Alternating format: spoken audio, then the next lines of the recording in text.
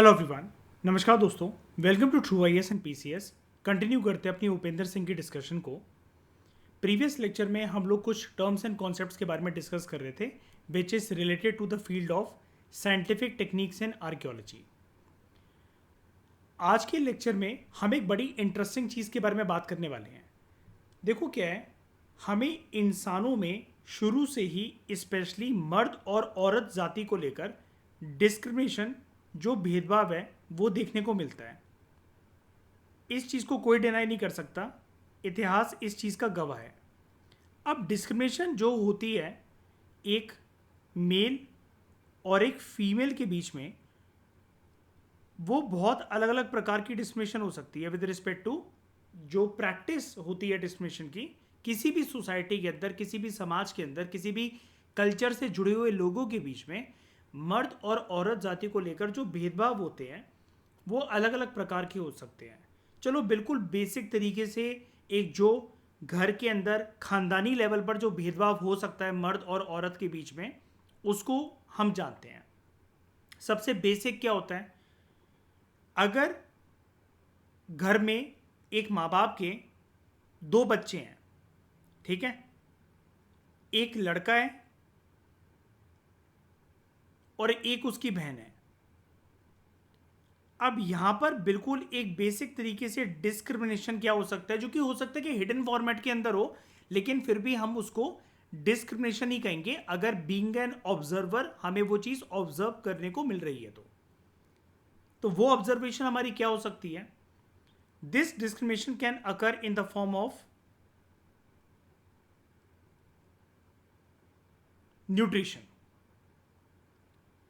कि घर वाले अपने बेटे को अच्छी डाइट देते हैं, दूध पिलाते हैं, बादाम खिलाते हैं, काजू खिलाते हैं, पिस्ता खिलाते हैं, घी मक्खन सब कुछ देते हैं, और वहीं वो डॉटर के साथ कंजूसी करते हैं। अब आप कहोगे सर ऐसा भी होता है कि भारत के समाज के अंदर? जी हाँ, बिल्कुल होता है। और आपने दूर दराज के घर परिवारों के अंदर, इनफैक्ट अपने घर परिवारों के अंदर ये चीज़ कहीं ना कहीं होते हुए बचपन से देखी होगी। अगर अपने परिवार के अंदर नहीं देखी है तो एटलीस्ट आप इस चीज़ से वाकिफ ज़रूर होगे। होता क्यों है ये? क्योंकि आज के ज़माने में मतलब लोग ये समझते हैं, और ये सिर्फ 21st सेंचुरी की बात नहीं है, पुराने ज़माने से भी आप कह सकते हो, लेकिन बहुत पुराने ज़माने की अभी हम बात नहीं कर रहे हैं। शुरू से ये माना जाता है भारत जैसे सोसाइटी के अंदर, समाज के अंदर, कि एक मर्द है, उसको आगे चलकर अपने परिवार की नींव को और मजबूत करना है, उसको एक अर्निंग मेंबर बनना है, he will be the bread winner. और बेटियों का क्या है, उनको तो घर के काम करने पहले, शादी से पहले, और फिर शादी के बाद दूसरे परिवार की बहू बनना है जाकर, वो एक पराया धन है। इस प्रकार की न्यूट्रिशनल डिस्क्रिमिनेशन भी होती है हमारे समाज के अंदर, स्पेसिफिकली अगर हम टारगेट करते चलो भारत के समाज को।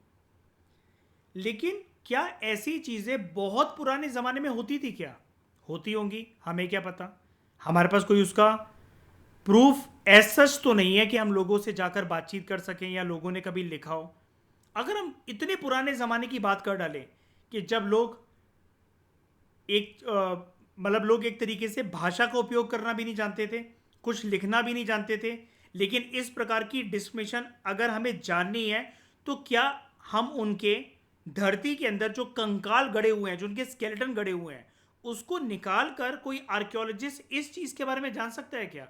अब ये जो मैंने आपसे बात करी इस लेक्चर की स्टार्टिंग में, मैंने यहाँ पर आपको एक जो चीज़ समझाई वो समझाया एक सोसाइटल स्ट्रक्चर।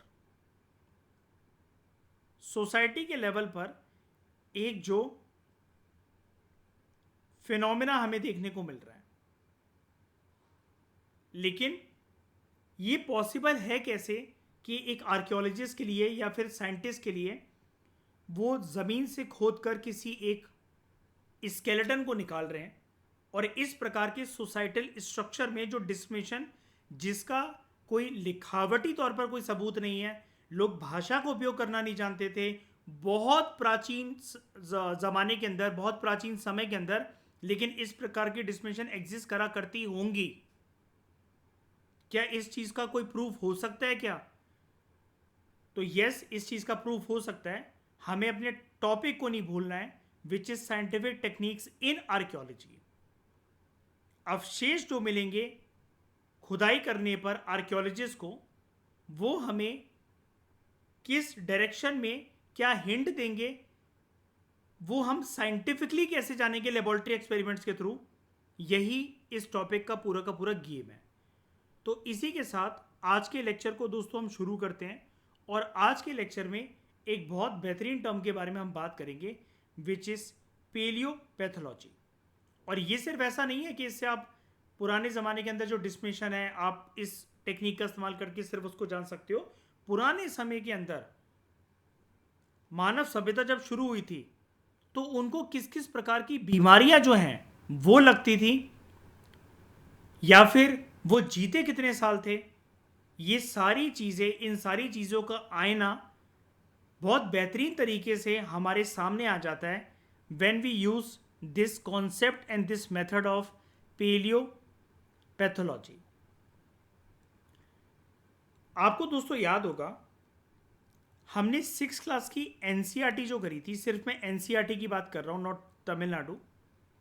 वहां पर हमने चैप्टर नंबर 2 के अंदर एक चीज को जाना था, विच इज एक बॉक्स था डोमेस्टिकेशन का। और डोमेस्टिकेशन के संदर्भ में हमने दो चीजें पढ़ी थी कि लोग जो डोमेस्टिकेट करते थे, जैसे हम नॉर्मली डोमेस्टिकेशन को हिंदी में बोल देते हैं कि इंसान पुराने ज़माने के अंदर पशुपालन करते थे। लेकिन it is not only about पशु, it is not only about fauna, it is also about flora, trees, plants, some shrubs, herbs, ये सब चीज़ें। तो डोमेस्टिकेशन के संदर्भ में हमने अपने क्लास 6 की हिस्ट्री की एनसीईआरटी में चैप्टर नंबर 2 में एक चीज़ पढ़ी थी, एक बॉक्स में पढ़ा था डोमेस्टिकेशन के बारे में of animals and animal species along with various plants and plant species। तो ये जो पेलियोपैथोलॉजी का पूरा जो कॉन्सेप्ट है ये कहीं ना कहीं उससे रिलेटेड है। और आपको अगर ये बेसिक इंफॉर्मेशन याद है हमारे फाउंडेशन कोर्स से, तो आपको ये पैराग्राफ भी बहुत अच्छे से समझ में आ जाएगा। तो चलो इस इंटरेस्टिंग पैराग्राफ को डीकोड करते हैं ज़रा। Upendra Singh as a writer हमें यहाँ पर क्या समझाना चाह रहे हैं। इंसानों के जो दांत हैं जब आर्कियोलॉजिस्ट को मिलते हैं, या फिर जो हड्डियां उनकी मिलती हैं, और आगे चलकर इसी को अगर हम एक्सटेंड कर दें, animal teeths and animal bones, इससे हमें बहुत ज़्यादा अलग अलग प्रकार की इंफॉर्मेशन, और इंफॉर्मेशन से ज़्यादा अगर मैं एक अच्छा वर्ड यूज़ करूँ यहाँ पर, एनालिसिस पता लगती है, जो कि बहुत सारी चीज़ों को अनफोल्ड करती है। स्पेशली जैसा कि मैंने अभी आपको ऊपर बताया, सोसाइटल स्ट्रक्चर को या फिर सोसाइटल पैटर्न को। अब ये चीज़ पॉसिबल कैसे कि आर्कियोलॉजी की फील्ड में हम कुछ ऐसा कर रहे हैं कि जिससे हमें पुराने समय के अंदर, जब कोई लिखा पढ़ी का कोई काम भी नहीं था, इंसान कोई चीज़ अपना लिखकर कोई किताब के अंदर गए भी नहीं है, उससे भी पुराना ज़माना जो था, तो हम उससे सामाजिक एक ढांचे को कैसे पहचान सकते हैं। ह्यूमंस के जब डेंटल स्ट्रक्चर को स्टडी करा जाता है, उनके दांत वगैरह या फिर उनका जो जबड़ा, ठीक है, जब वो पूरा का पूरा मिलता है कहीं पर गड़ा हुआ, अब जबड़ा एज सच वो फ्लैश एंड स्किन के साथ तो मिलेगा नहीं, वो टीथ के साथ और पूरे के पूरे स्कल के स्ट्रक्चर के साथ मिलेगा। तो ये जो डेंटल स्ट्रक्चर है ह्यूमंस का, जब आर्कियोलॉजिस्ट को किसी एक जगह पर मिलता है तो वो उसको साइंटिस्ट के हवाले कर देते हैं और लेबोरेटरी एक्सपेरिमेंट्स में उसको भेज देते हैं। आप सबसे पहले इस पैराग्राफ को समझने से पहले ये लास्ट लाइन पढ़ो उसकी।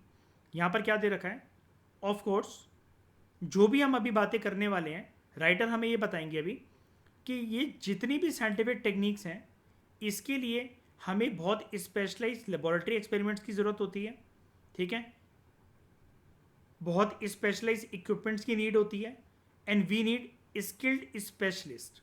आर्कियोलॉजिस्ट तो हैं ही अपने फील्ड में स्पेशलिस्ट, लेकिन साइंटिस्ट भी यहाँ पर स्पेशलिस्ट हैं, या फिर लेबोरेटरी में काम करने वाले जो लैब एक्सपेरिमेंट्स को करने वाले जो साइंटिस्ट हैं वो भी एक्सपर्ट्स हैं, जो कि स्पेशलिस्ट हैं, जो कि पूरे के पूरे आर्कियोलॉजिस्ट के सहयोग से एक पैटर्न को ड्रॉ करते हैं और उसके बाद हमारे सामने जब चीज़ें अनफोल्ड होती हैं तब हम जाकर बात करते हैं और डॉट टू डॉट कनेक्ट करते हैं कि पुराने ज़माने के अंदर, पुराने समय के अंदर सोसाइटल स्ट्रक्चर या पैटर्न कैसा रहा करता होगा इंसानों का।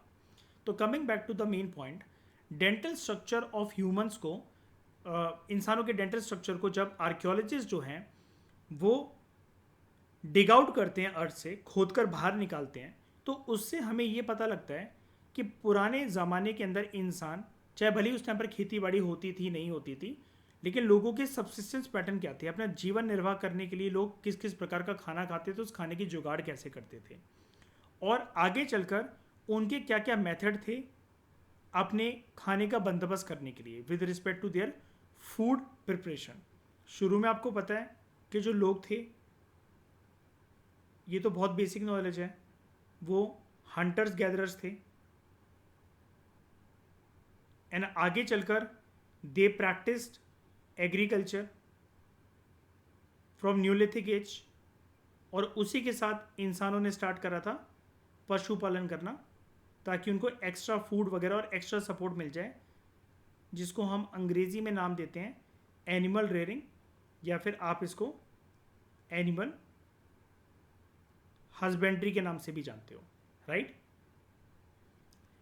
तो ट्रेस एलिमेंट एनालिसिस एक साइंटिफिक टेक्निक होती है। जब साइंटिस्टों ने इसको परफॉर्म करा ह्यूमन बोन्स के ऊपर, और एक दूसरी टेक्निक होती है जिसको हम कहते हैं scanning electron microscopic analysis, SEM analysis. इन दो टेक्निक से, जो कि एक होती है ह्यूमन बोन्स के ऊपर और एक होती है ह्यूमंस के टूथ एनेमल के ऊपर, यानी कि इंसानी जबड़ा, जो दांतों वगैरह का आपका पूरा जो स्ट्रक्चर होता है जहाँ से आप खाना वगैरह पूरा चबाते हो, उसको हम इंग्लिश में टूथ एनेमल कहते हैं। आपके पूरे दांतों का पूरा पैटर्न, आपका जबड़ा, जो जबड़े वाली जो जगह होती है, इससे हमें एक ये चीज़ पता लगती है, एक पैटर्न पता लगता है कि लोग पुराने ज़माने के अंदर क्या खाते थे, और क्या वो किसी ना किसी प्रकार की कोई न्यूट्रिशनल डेफिशिएंसी से सफ़र करते थे कि नहीं करते थे, क्या खाते थे और कैसे उनको खाना प्राप्त होता था।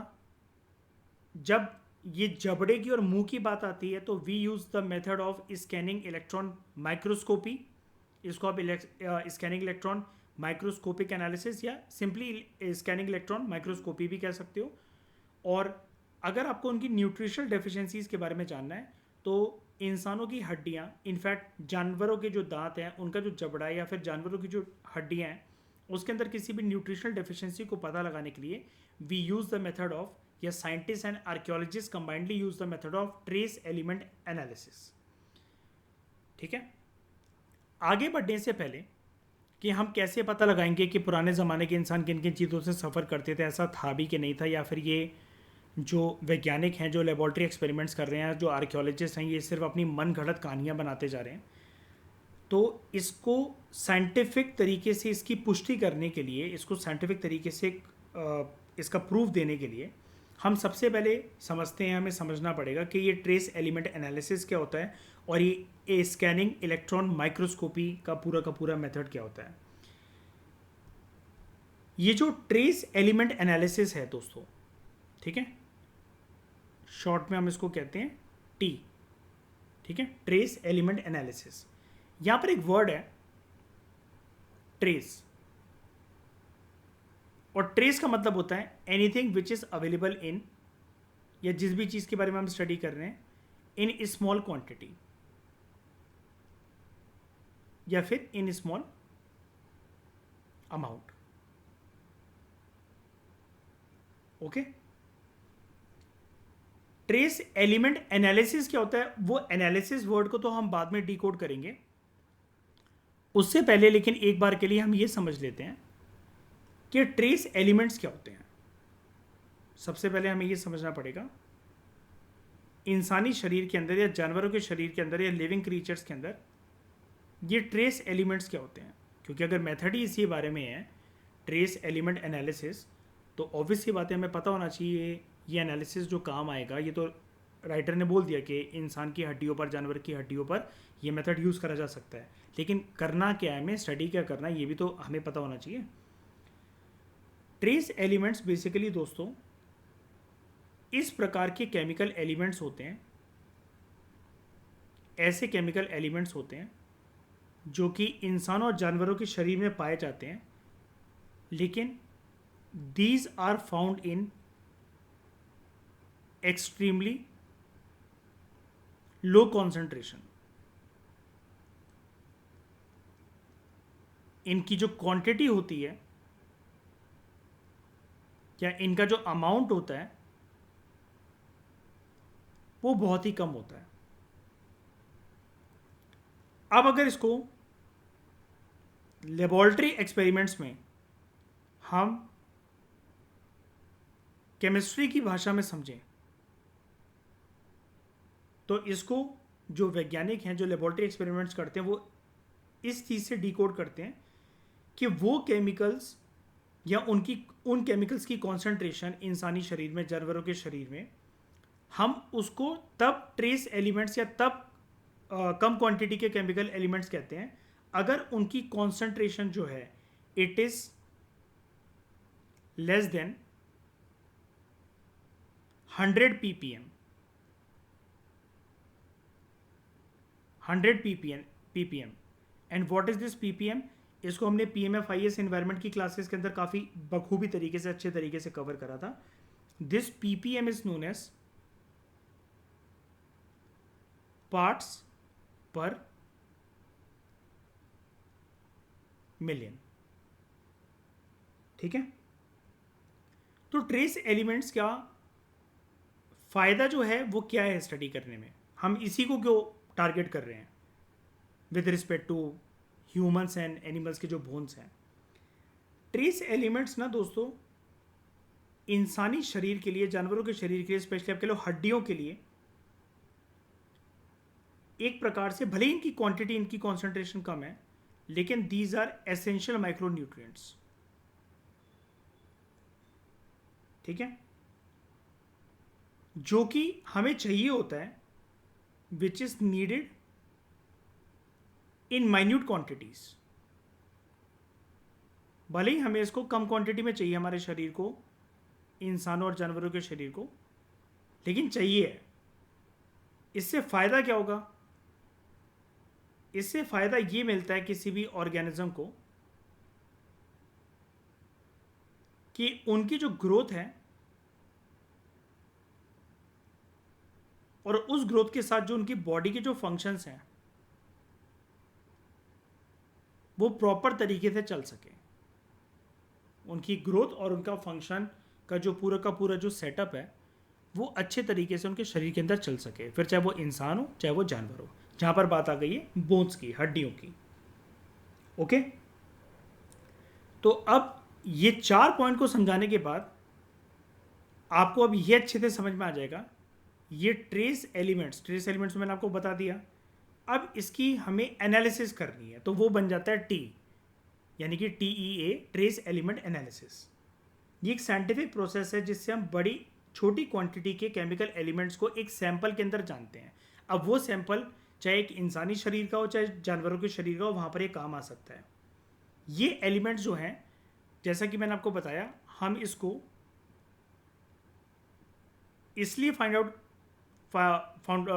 कर रहे हैं किसी भी सैंपल के अंदर, किसी भी ऑर्गेनिज्म के अंदर, because these are already available in trace level only, trace quantity only. बहुत छोटी क्वांटिटी के अंदर ये एसेंशियल न्यूट्रिएंट्स अवेलेबल हैं। ठीक है, जो कि हैं, मैंने आपको पहले ही बता दिया, which are available in the quantity of 100 ppm, parts per million. ठीक है, और आप इसको ईजिली तरीके से समझने के लिए, अगर आपको हड्डियों में अगर इसको जानना है तो वैज्ञानिक जो है, साइंटिस्ट जो है, इसके लिए एक टर्म और इस्तेमाल करते हैं apart from ppm। They call it as 100, just a minute, 100 micrograms, 100 micrograms per gram. हर एक ग्राम में 100 के बेसिकली कैटेगराइजेशन बनाकर माइक्रोग्राम्स में उसको और फर्दर सब क्लासीफाई करना। ठीक है, तो ये जो है ये पार्ट्स पर मिलियन कह लो आप इसको, या फिर 100 माइक्रोग्राम्स पर ग्राम कह लो, 100 ppm कह लो, ये पूरा का पूरा जो मेथड है ट्रेस एलिमेंट एनालिसिस, ये बड़ी सारी फील्ड्स में काम आता है। फॉर एग्जांपल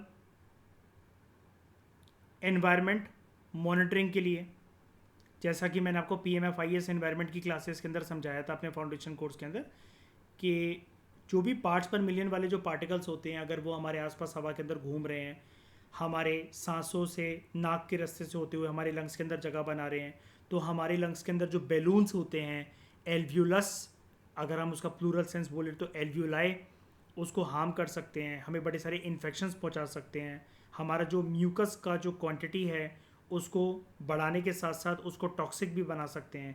तो एनवायरनमेंट को मॉनिटरिंग करने के काम आता है ये वाला एनालिसिस मेथड, जिसको हम कहते हैं ट्रेस एलिमेंट एनालिसिस।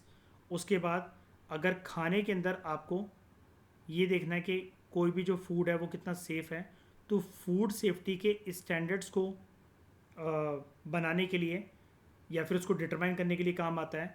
और इसी मेथड का इस्तेमाल हमारी जो बॉडी है, फूड की बॉडी जो रेगुलेटरी बॉडी है, FSSAI, food safety and standards authority of India, हर एक जो आप चिप्स खाते हो, ब्रिटानिया की बिस्किट खाते हो, केक खाते हो, बहुत सारे एन नंबर ऑफ जो आर्टिकल्स होते हैं मार्केट में जो अवेलेबल हैं, आपने फसई का टैग उस पर देखा होगा। तो जब वो फूड सेफ्टी को फसई डिटरमाइन करके एक लेबल देता है कि हाँ हमारे द्वारा ये टेस्ट करा गया है, तो वहाँ पर ट्रेस एलिमेंट एनालिसिस का यूज़ करा जाता है हमारे देश में इस फूड की रेगुलेटरी बॉडी के द्वारा, जिसको हम फसई कहते हैं, food safety and standards authority of India. ठीक है, और किसी भी चीज़ की जो टॉक्सिसिटी होती है कि कोई भी जो सैंपल है खाने पीने वाला, उसकी टॉक्सिसिटी कितनी है उसको डिटरमाइन करने के काम आता है। ठीक है, उसके अलावा जैसा कि हम अभी पढ़ रहे हैं कि लेबॉर्ट्री एक्सपेरिमेंट्स में हड्डियों वगैरह की जो जांच होती है उसके काम आता है। उसके अंदर किसी भी एलिमेंट वगैरह को देखने के लिए, पता लगाने के लिए कि हड्डियाँ कितनी मजबूत है, कमज़ोर हैं, जानवर की हो चाहे वो इंसान की हो, तो फॉरेंसिक्स की फील्ड में भी ये काम आता है। ओके, ये है ट्रेस एलिमेंट एनालिसिस। पहले मुझे ये बताओ, यहाँ तक कोई दिक्कत आपको, कोई ऐसी चीज़ जो समझ में ना आई हो इसमें? जल्दी बोलो सब लोग। माइक्रो न्यूट्रिएंट्स मयूर ऐसे छोटे क्वांटिटी के न्यूट्रिएंट्स हैं जो कि होंगे हमेशा अवेलेबल छोटी क्वांटिटी में ही, लेकिन दीज आर वेरी एसेंशियल। ठीक है, छोटे हैं लेकिन उनका उपयोग काफ़ी ज़्यादा है, कम क्वांटिटी में अवेलेबल है, हमारी हड्डियों के अंदर होते हैं। ठीक है, हमारे शरीर में विभिन्न स्पेसिस में अवेलेबल होते हैं, जगह जगह पर होते हैं। ठीक है, तो हमें ये पता करना होता है कि कहीं वो भी तो उन हड्डियों वगैरह से लुप्त तो नहीं हो गए हैं, छले तो नहीं गए हैं। अब आप कहोगे कि सर ये जा कैसे सकते हैं? बुढ़ापे में जा सकते हैं, कोई बीमारी हो गई तो ख़त्म हो जाएंगे, है ना, किसी का कोई डिफेक्ट हो गया किसी एक जगह पर तो हो जाएंगे, हड्डी टूट गई तो जा सकते हैं, तो कमज़ोर हो सकते हैं।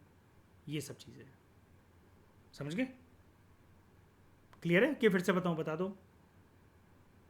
ठीक है, मेघा, रिया, सत्यम, अभिनव, आप सबको भी समझ में आया? ज़्यादा टेक्निकल तो नहीं हुआ?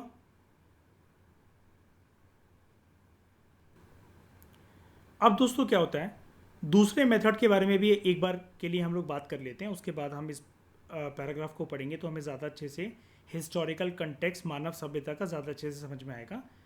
स्कैनिंग इलेक्ट्रॉन माइक्रोस्कोपी या स्कैनिंग इलेक्ट्रॉन माइक्रोस्कोपिक एनालिसिस, कुछ भी बोलो आप इसको, SEM एनालिसिस हम इसको कहते हैं।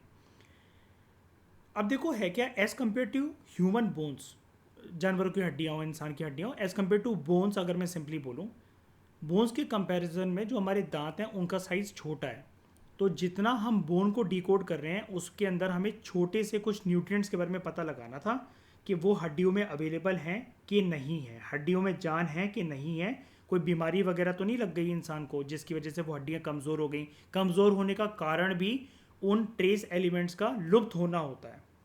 तो इससे तो आप समझ गए, आपको आइडिया लग गया होगा कि आर्कियोलॉजिस्ट और साइंटिस्ट मिलकर लेबॉर्ट्री एक्सपेरिमेंट्स के अंदर क्या करने वाले हैं, पर्टिकुलरली लेबॉर्ट्रीज के अंदर काम करने वाले साइंटिस्ट जब हड्डियों के बारे में स्टडी करेंगे तो वो क्या देखने वाले हैं, वो ट्रेस एलिमेंट्स अगर अवेलेबल हैं, हड्डियाँ मजबूत हैं, कम हो गए हड्डियाँ कमज़ोर हैं, घुटनों में दर्द है, आर्थराइटिस की दिक्कत है, हम यहाँ पर ये सब पढ़ने भी वाले हैं। यहाँ पर दो टर्म्स गिवन है, एक टीबी और एक आर्थराइटिस। यहाँ पर ये रहा आर्थराइटिस और टीबी, ट्यूबरक्लोसिस की जो बीमारी होती है, ये पता लग जाती है। फिलहाल आगे बढ़ने से पहले अगर हम बात करें दांतों की, दांत छोटे होते हैं। अब दांत छोटे होते हैं तो उनकी बीमारियां भी बहुत माइक्रोस्कोपिक लेवल से देखी जाएंगी। अब माइक्रोस्कोपिक लेवल से वैसे तो कहने को हम हड्डियों के अंदर भी चीज़ों को डिकोड कर रहे थे, लेकिन दांतों में अगर हमें प्रॉपर पता लगाना है कि दांत इंसान के झड़ते थे, कितने कमज़ोर थे, आज भी मतलब आप चाहे पुराने ज़माने की बात करो चाहे आज के ज़माने की बात करो, दांतों का स्ट्रक्चर ऐसा होता है कि वो मसूड़ों से जुड़े हुए होते हैं, जो जबड़ा होता है एज़ कम्पेयर टू हमारी हड्डियाँ, वो दांत हमारे कमज़ोर होते हैं। और उसके अंदर किसी बारीक चीज़ को पता लगाना है, किसी दिक्कत को, किसी परेशानी को, किसी बीमारी को, टूथ डिके को, टूथ एक को, दांतों का दर्द है अगर उसको पता लगाना है, या कीड़े लग जाते हैं किसी किसी के दांतों में जैसे, या दांत झड़ने लगे, दांत पीले पड़ने लगे, उसके लिए काम आता है। मतलब सिर्फ दांतों के लिए नहीं, और भी चीज़ों के लिए काम आ सकता है, लेकिन पर्टिकुलरली दांत जैसे छोटे स्ट्रक्चर को स्टडी करने के लिए काम आता है एसीएम मेथड। ठीक है, स्कैनिंग इलेक्ट्रॉन माइक्रोस्कोपी मेथड। तो अब मैं आपको एक बारी एसीएम के बारे में भी बता देता हूँ। ये जो एसीएम है, ये जो मेथड है, देखो ये मेथड तो ऑब्वियसली बात है बाद में साइंटिस्टों ने बनाए 19th 20th and 21st century के अंदर, लेकिन आर्कियोलॉजिस्ट को जब खुदाई कर कर जब पुराने ज़माने के इंसान, चाहे वो कितने भी साल के पुराने हो, मानव सभ्यता जब शुरू हुई हो, उतने पुरानी हड्डियाँ हों, उनके कंकाल हो, ढांचे हों, दांत हों, तो ये सब मेथड वहाँ पर काम आते हैं। हमें बहुत सारी चीज़ें, बहुत सारी चीज़ों के राज पता लगते हैं। तो ये एज़ कम्पेयर टू जो हमारा ट्रेस एलिमेंट एनालिसिस वाला जो मेथड था, उसके कंपैरिजन में स्कैनिंग इलेक्ट्रॉन माइक्रोस्कोपी जो मेथड है, वो एक एडवांस साइंटिफिक मेथड है, काफ़ी एडवांस्ड होता है ये, और एडवांस्ड माइक्रोस्कोपी टेक्निक है ये,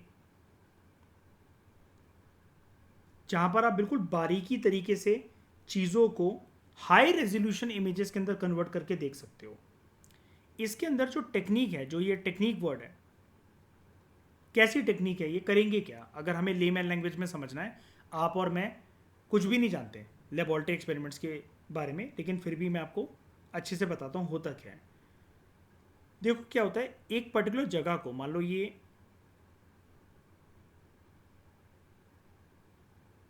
इंसानी दांत है, ये एक टीथ है। मुझे जानना है कि यहाँ पर कोई मुझे गड़ा हुआ टीथ मिला, मैं एक आर्कियोलॉजिस्ट हूँ, ये यहाँ पर छेद क्यों रखे हैं इसके दांत में, ये किसी इंसान का दांत है तो उसमें छेद क्यों रखे हैं। मतलब एक स्टोरी मेकिंग के पर्सपेक्टिव से बता रहा हूँ कि आप इमेजिन कर लो। मुझे पता लगाना है इसका राज कि पुराने ज़माने के अंदर क्या था ऐसा यार, क्योंकि दांत भी कैल्शियम से बने हैं, तो ये छेद ऐसा तो है नहीं कि ज़मीन के अंदर गड़े होंगे और अर्थवॉर्म घुस गए होंगे इसके अंदर। और ऐसे मैंने फिर और भी दांत देखे तो उसके अंदर कभी मुझे वो क्रैक्स नज़र आ रहे हैं, कभी कुछ कोई और पदार्थ नज़र आ रहा है। तो अब मुझे अगर इस चीज़ को जानना है तो करना क्या होगा इस टेक्निक के अंदर, एक फोकस्ड बीम जो होगी, मतलब पर्टिकुलर उस जगह पर एक बीम ऑफ लाइट मुझे पास करनी पड़ेगी, और वो जो बीम ऑफ लाइट है वो इलेक्ट्रॉन से बनी होगी। मतलब इलेक्ट्रॉन्स मुझे यहाँ तक पहले पहुँचाने हैं इस जगह तक। तो फॉर एग्जांपल यहाँ पर मुझे एक बीम ऑफ लाइट पहुँचानी है, और यहाँ पर है इलेक्ट्रॉन्स इस लाइट के अंदर, नेगेटिवली चार्ज पार्टिकल्स। ठीक है, उससे होगा क्या, जब भी इलेक्ट्रॉन्स यहाँ पर, इलेक्ट्रॉन्स की लाइट यहाँ पर पड़ेगी इसके ऊपर, इस सैंपल के ऊपर, तो मेरे पास अपनी कंप्यूटर स्क्रीन पर कुछ हाई रेजोल्यूशन इमेजेस जो हैं वो आ जाएंगी, वो जनरेट हो जाएंगी, जिससे मुझे उस सैंपल की तीन चीज़ें प्रमुख रूप से पता लगेंगी।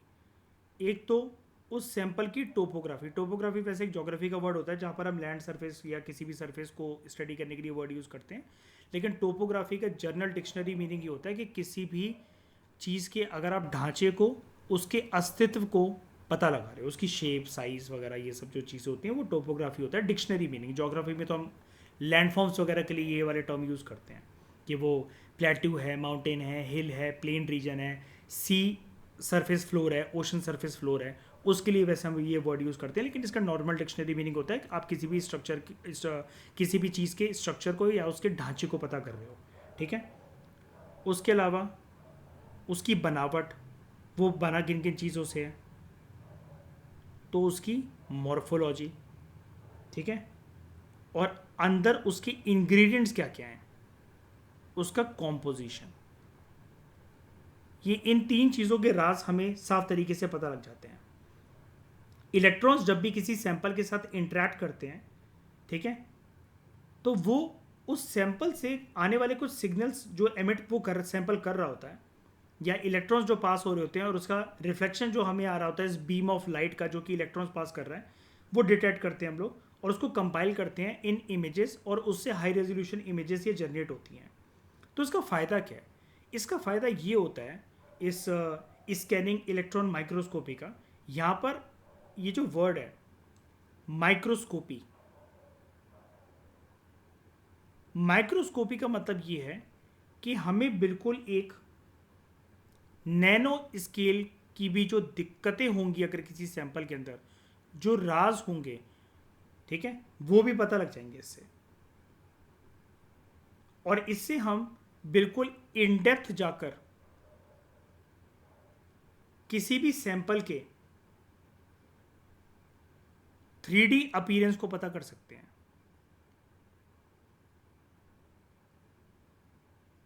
3D अपीयरेंस को पता कर सकते हैं, तो हमें ये पता लग जाता है कि उसका स्ट्रक्चर क्या है, ढांचा क्या है, अंदर वो किस किस चीज़ों से बना हुआ है, वो चीज़ें अंदर कितनी इंटैक्ट थी पहले के टाइम में, या फिर उस टाइम पर इंसान ऐसा क्या खाते थे कि उनके मसूड़े ख़राब हो जाते थे, दांत झड़ जाते थे। ये सब चीज़ें हमें इससे पता लग जाती हैं through this electron scanning electron microscopy analysis, ठीक है।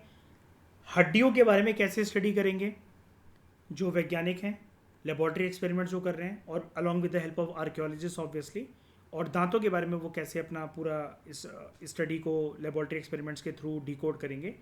इसके लिए हमने 2 मेथड्स को कॉम्प्रिहेंसिव तरीके से जान लिया, जितना हमें जानना चाहिए। हमें अगेन वैज्ञानिक नहीं बनना है, लेकिन जितना मुझे लगता है कि आपको पता होना चाहिए, रेदर देन कि आप इसको ऐसी कैजुअल रीडिंग देते हुए निकल जाओ जब आप सेल्फ स्टडी कर रहे हो कि समझ में कुछ भी नहीं आया, पढ़कर निकल गए आगे। Trace element analysis of human bones and scanning electron microscopic analysis of tooth animal can help identify the kind of food जो लोग खाते थे and whether they suffer from nutritional deficiencies. अब सेकंड हाफ तो आपको आराम से समझ में आ जाएगा, लेकिन ये भी आपको चीज़ें समझनी चाहिए।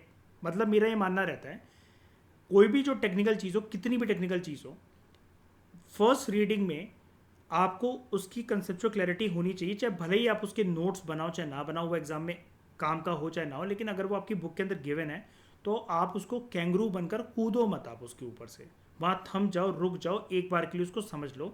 रट्टा मारने से कॉन्सेप्ट बिगड़ते हैं, हमारा दिमाग भूल जाता है चीज़ों को, क्योंकि दिमाग को आधी अधूरी चीज़ें, उलझने पसंद नहीं होती हैं। आपको कोई बातों में कोई आधा लटका कर चला जाए एक इस अच्छी थी कॉन्वर्सेशन में, तो आपको पसंद आएगा क्या? हमारे दिमाग को भी पसंद नहीं आती ये वाली चीज़ें, ठीक है। वो एक आलस होता है हमारा जब हम इग्नोर कर रहे होते हैं कि छोड़ना यार, कौन सा ही आने वाला है, कौन इतना डेप्थ में पूछने वाला है, लेकिन उससे हम अपना नुकसान कर रहे होते हैं।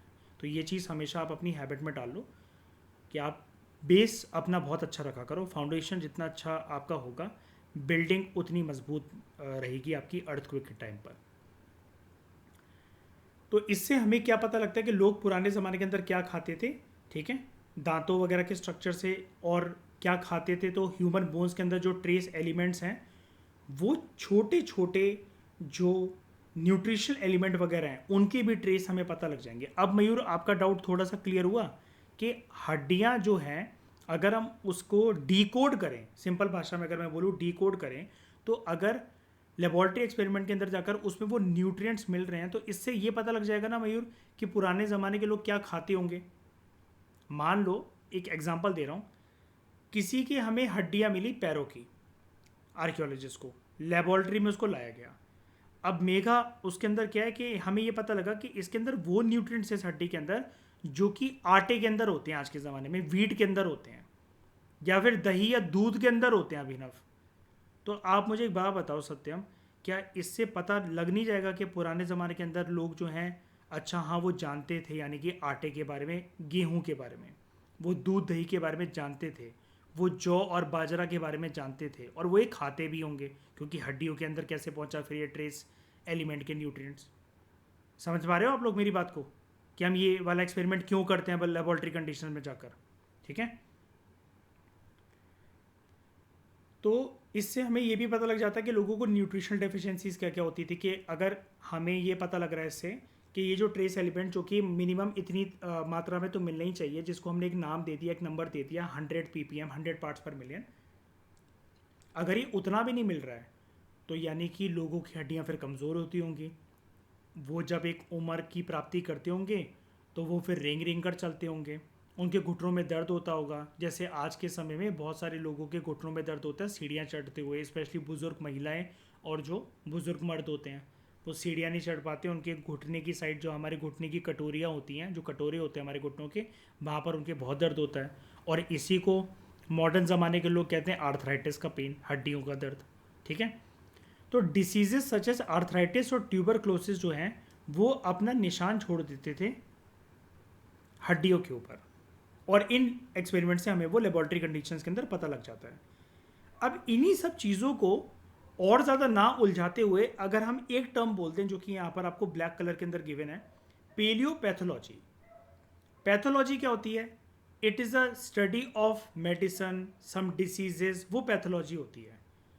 ठीक है, और हमें चाहे वो साइकोलॉजिस्ट हों या फिर वो डॉक्टर्स हों, प्रॉपर जो बायोलॉजिस्ट आप उनको कह सकते हो, हमें हमेशा जो चीज़ तंग करती है शारीरिक रूप पर, उसको हम कहते हैं पैथोजेंस। ये जितनी भी कैटेगराइजेशन आप जानते हो ना, जो आप अपनी साइंस की किताबों के अंदर पढ़ते हो, बैक्टीरिया, फंगाई, वायरस, एल्गे, फलाना ढिकमा, जो भी हमें बीमारियां पहुंचाते हैं, बीमार करते हैं, वॉमिटिंग होती है हमें, हमारा जी मचलाता है, हम कमज़ोर हो जाते हैं, हम बूढ़े हो जाते हैं, हमारी झुर्रियाँ आ जाती हैं, आंखों के नीचे डार्क सर्कल्स आ जाते हैं, उन सब के पीछे अगर हम स्पेसिफिक नाम ना देते हुए कि भाई मुझे नहीं जानना ये वायरस है, बैक्टीरिया है, फंगाई है, प्रोटोजोआ है, क्या है, मुझे कुछ भी नहीं जानना, तो उन सब के लिए कॉमन वर्ड होता है पैथोजेंस। और जब हमारे शरीर पर इसका स्ट्रेस पड़ता है तो हम उस फिनोमेना को कहते हैं कि दीज आर पैथोजेनिक स्ट्रेसर्स।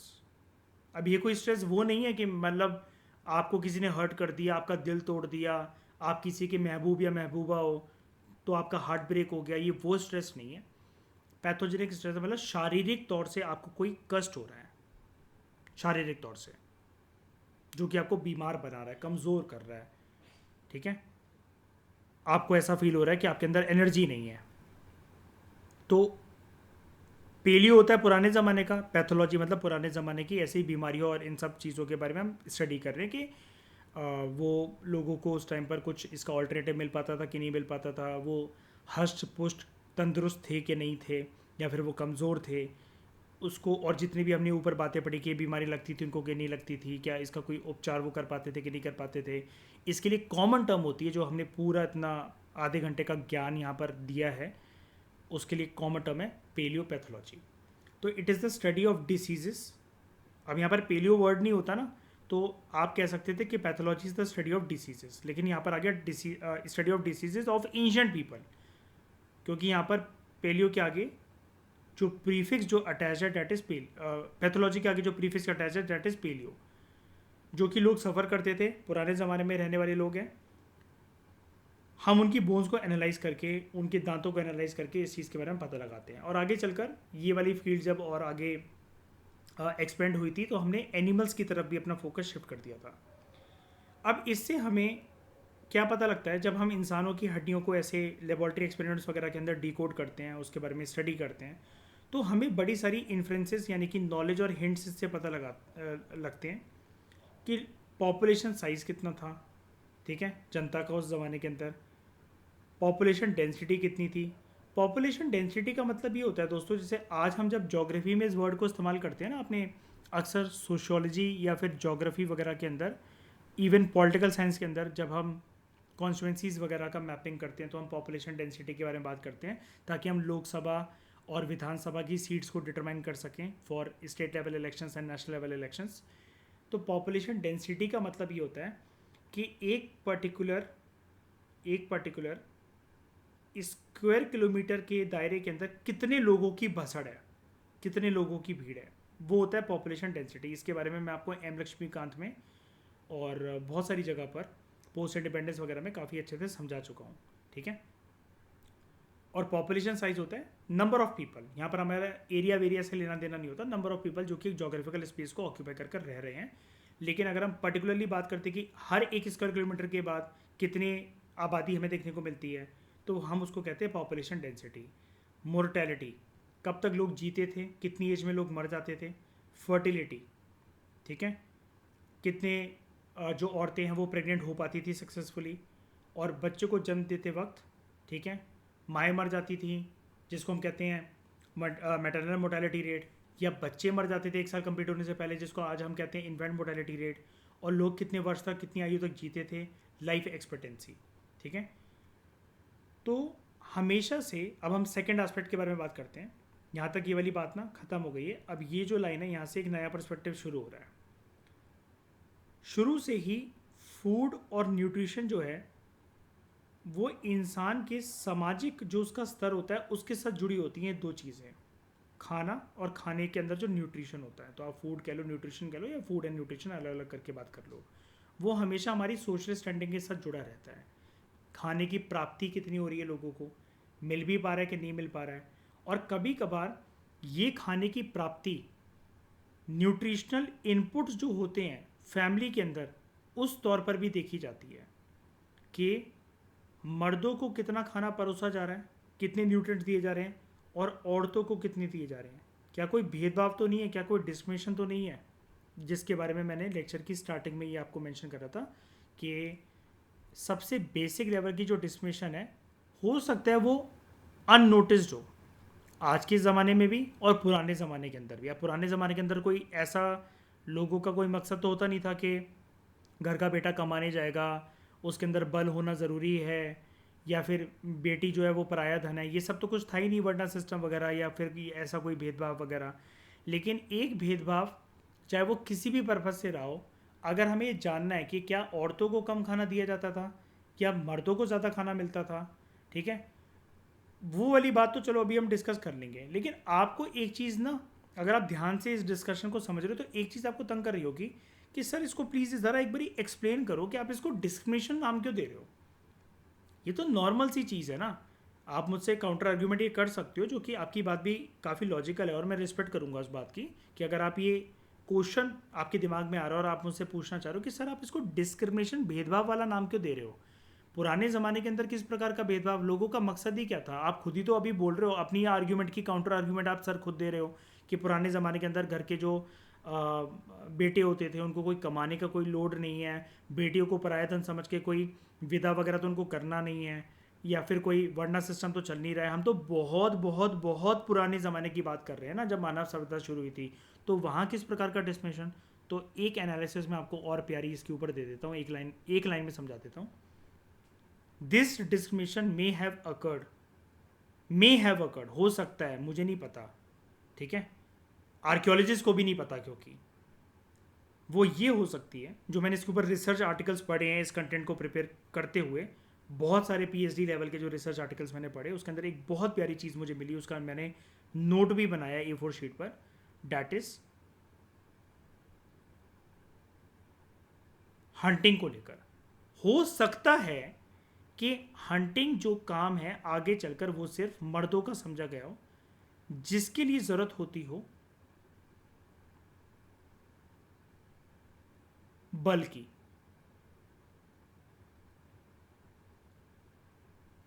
ताकत की,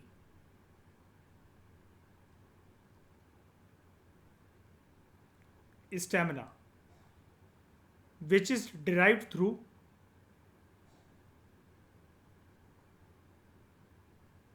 गुड फूड एंड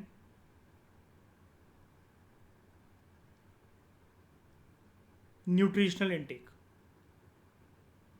और वहीं पर औरतें जो हैं वो बच्चों की देखभाल करती हूँ, ठीक है,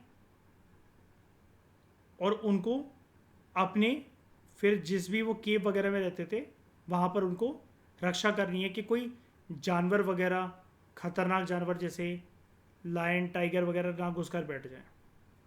ये हो सकता है, ऐसा आर्कियोलॉजिस्ट का, हिस्टोरियंस का अनुमान है। खैर जो भी था, ऐसा होता था कि नहीं होता था, यही चीज़ें होती थी कि इसी फॉर्मेट के अंदर होती थी कि नहीं होती थी, पुख्ता सबूत के साथ तो इस चीज़ को बोला नहीं जा सकता। तो फिर हम बात ही क्यों कर रहे हैं इस डिस्मिशन की? क्योंकि ऐसा हड्डियों में देखा गया है मर्द और औरत के। यहां पर आप देखो, फूड और न्यूट्रिशन सोशल स्टैंडिंग से रिलेटेड रहता है। अब सोशल स्टैंडिंग का मतलब हमेशा यहाँ पर डिस्मिशन नहीं है, हो सकता है कि कोई न्यूट्रिशन की प्राप्ति कर पा रहा हो, कोई ना कर पा रहा हो। और न्यूट्रिशनल इनपुट्स को ऐसे भी तौर पर देखा गया है कि मर्दों को कुछ न्यूट्रिएंट ज़्यादा मिल रहे हैं, औरतों के शरीर में वो न्यूट्रिएंट्स कम है। और इस बात का पुख्ता सबूत जो है वो ट्रेस एलिमेंट एनालिसिस की स्टडीज लेबोरेटरी एक्सपेरिमेंट्स के अंदर करती हैं with respect to human bones of gender classes, of sexual classes, with respect to males and females.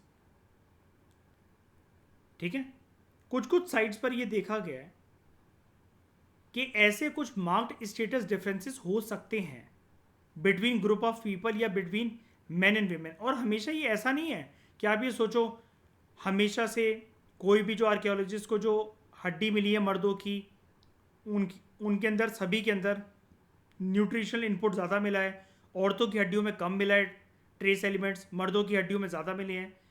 कभी कभार ये भी हो सकता है कि मर्दों के अंदर भी ये डिफरेंस एग्जिस्ट करते हों कि ये जो ए मर्द है वो पावरफुल है, बी कमज़ोर है। उसकी हड्डियों में देखा गया कि इसको आर्थराइटिस था, इसको टीबी था, ये एकदम चंगा था, ये भांगड़ा करता था। और बहुत सारी जगह पर ऐसा भी देखा गया है कि ये डिफरेंस औरतों के बीच में भी है, ठीक है, औरत औरत के बीच में भी है। हम यहाँ पर मर्द और औरत की तो बात ही नहीं कर रहे हैं, मर्द मर्द और औरत औरत की बात कर रहे हैं कि इस औरत ए को कम न्यूट्रिशन मिला होगा, बी को ज़्यादा मिला होगा। अब ऐसा क्यों है, क्यों नहीं है? तो वो है न्यूट्रिशन की प्राप्ति हर किसी के लिए कर पाना। कभी कभार ये भी हो सकता है कि पुराने ज़माने के अंदर लोगों की जो शरीर है बॉडी इनटेक नहीं कर पाती होगी इतना सारा न्यूट्रिशन, अगर वो खाते भी होंगे तो एलर्जिक होंगे। और एलर्जी होने, जब भी हम किसी चीज़ से एलर्जिक होते हैं तो हमारा जी मचलाता है, मन मचलाता है उस चीज़ को लेकर। We feel like vomiting by seeing that stuff. हमें एक बड़ी बड़ी मतलब ऐसी बेचैनी सी फील होती है किसी चीज़ को देखकर, जिससे हमारा जी जो है वो घबराता है या हमसे वो इनटेक नहीं करा जाता। उसी को तो एलर्जी कहते हैं हम लोग, एलर्जिक फूड्स। तो ये सारे बहुत सारे कारण हो सकते हैं। ये मैंने उस रिसर्च आर्टिकल के अंदर पढ़ा था, इसलिए वो सारे आर्टिकल्स की सारी बातें मैंने आपको शॉर्ट में बता दी हैं, ठीक है, एनालिसिस की फॉर्म में। तो such sites indicate there were marked status differences, ठीक है, between groups of people. Groups of people की बात मैं इसलिए आपको बता रहा था कि हमेशा आप इसको ऐसा मत समझना कि मर्द और औरत के बीच में डिफरेंस है। मर्द मर्द के बीच में भी हो सकता है, औरत औरत के बीच में भी हो सकता है। ऐसा भी हो सकता है कि एक जो साइड है वो जुड़ी हो आपस में, साइड ए और साइड बी।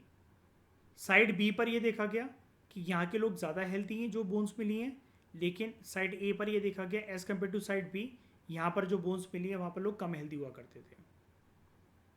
तो ये सारी साइंटिफिक टेक्निक्स के लिए we need specialist laboratories, specialist equipments and skilled specialist. और डॉट टू डॉट को कनेक्ट करने वाले के, जैसे कहते हैं ना, चेन से चेन को मिलाना, ये इसके अंदर फिर सबका कंट्रीब्यूशन आ जाता है, साइंटिस्ट का, आर्कियोलॉजिस्ट का, हिस्टोरियंस का। क्योंकि हमें ड्रॉ करने होते हैं इससे जो सबसे इंपॉर्टेंट वर्ड जो यहाँ पर लिखा हुआ है, इन्फ्रेंसेस, हिंट्स, जो नॉलेज जो हमें मिल रही है। और उसके लिए सारी चीज़ों का सहयोग, सारी चीज़ों का एक साथ फिट बैठना बहुत ज़रूरी होता है। लेबोरेटरी एक्सपेरिमेंट्स हो गए, फिर चाहे वो हिस्टोरियंस का एक पूरा स्टोरी को ड्रॉ करना हो गया, एक पैरेलल वर्जन्स बनाना हो गया, ठीक है। और आर्कियोलॉजिस्ट अगर खुदाई करके लाते ही नहीं अगर उस चीज़ को, तो हिस्टोरियंस ना अपनी स्टोरीज़ को ड्रॉ कर पाते और ना इन्फ्रेंसेस उससे ड्रॉ कर पाते, और ना ही जो वैज्ञानिक हैं वो लेबॉर्ट्री एक्सपेरिमेंट्स उसके ऊपर परफॉर्म कर पाते, ठीक है। अगले लेक्चर में दोस्तों हम बात करेंगे फॉनल एनालिसिस की। इस डिस्कशन में दोस्तों फिलहाल इतना ही। Thank you very much for discussion.